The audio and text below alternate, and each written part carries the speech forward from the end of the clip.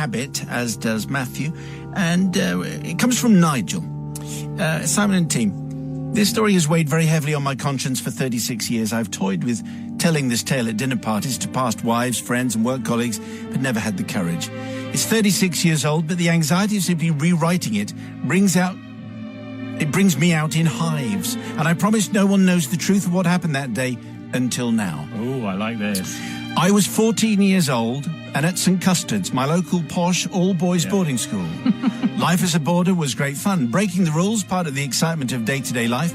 It was expected of you. And apocryphal tales of rip-roaring skullduggery from the past generations of boarders were told and retold with great enthusiasm. From blowing up a nearby garage, that story dates from around the Second World War, so that's fine, to intercepting a local pub delivery, the fruits of which kept prefects in warm flat beer for months. The school motto, amongst boarders anyway, was "Don't get caught."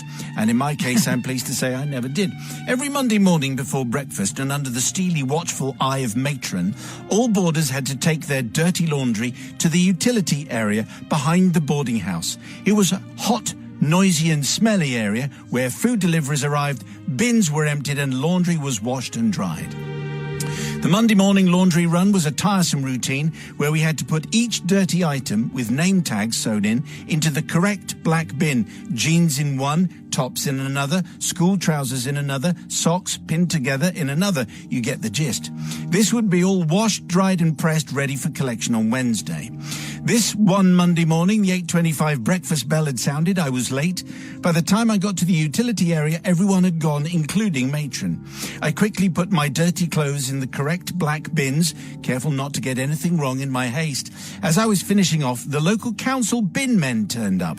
I jokingly shouted to them, "Don't forget to empty all of these too," pointing to the bins full of clothes belonging to the 150 boarders. I then rushed off to the canteen. I snuck in, said grace, as we always did, enjoyed a normal soggy toast and tinned tomato breakfast, revolting. Lovely. About halfway through breakfast, a very stressed-looking member of staff came running in, then matron and a few others dashed for the door.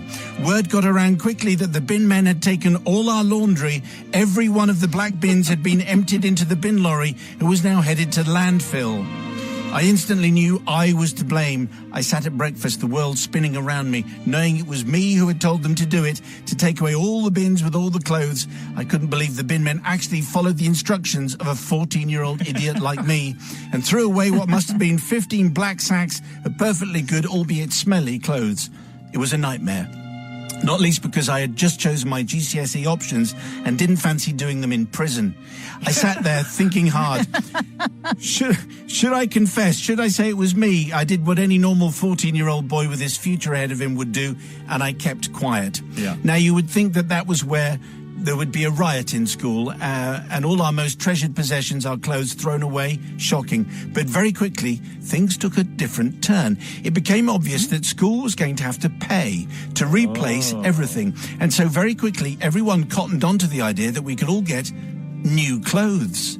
Now, at the time, Levi 501s were the teenage must-have. Yeah. They were expensive and cool, but when other boys, now faced with a chance to upgrade their wardrobe, realizing school were going to have to pay, they claimed that they had put their dirty pair of 501s in the bins that day, ready for washing, before the local bin men had ruthlessly and mistakenly taken them away.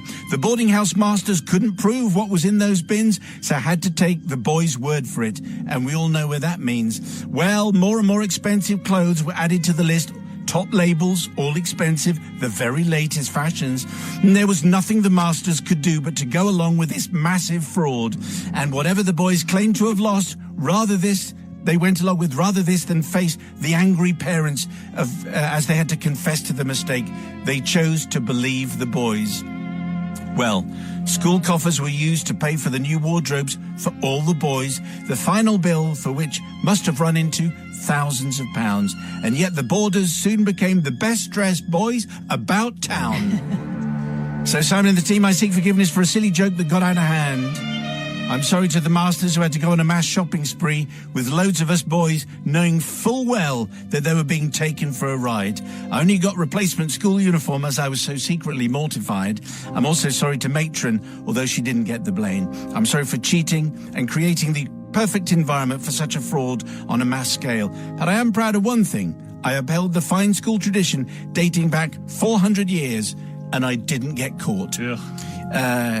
Thank you, Simon. Amen, says Nigel, falling at the feet of hard, stern Sister Jackie, who forgives no man and no woman. What do you say? Well, and I'm staying true to form. Not so much for the lying and the laundry snafu, but more for breaking the cardinal fashion rule that posh boys from St. Custard's can't look cool in 501s. Do you think that's the thing? I'm afraid so. I'm sort of slightly impressed that they all realised that they could upgrade their wardrobe at the school's expense. What do you say, brother from another guy? I think you're right. I think it's. Everyone knows this. They're duping the school. The school know they're being duped, but because they can't admit it to the parents, they're having to go along with it and buy everyone top of the range 501s. Fabulous stuff. And actually, wasn't it the system that was at fault here? Do you think? I mean, you've been going for 400 years and you're not worked out. Don't put the laundry bins next to the real bins. Dear, are you paying for that education? Dear, oh dear. So for that reason, I'm going to forgive. A little bit of class war Bit of class in there. war. Okay, so Jackie's had his say, Matt's had his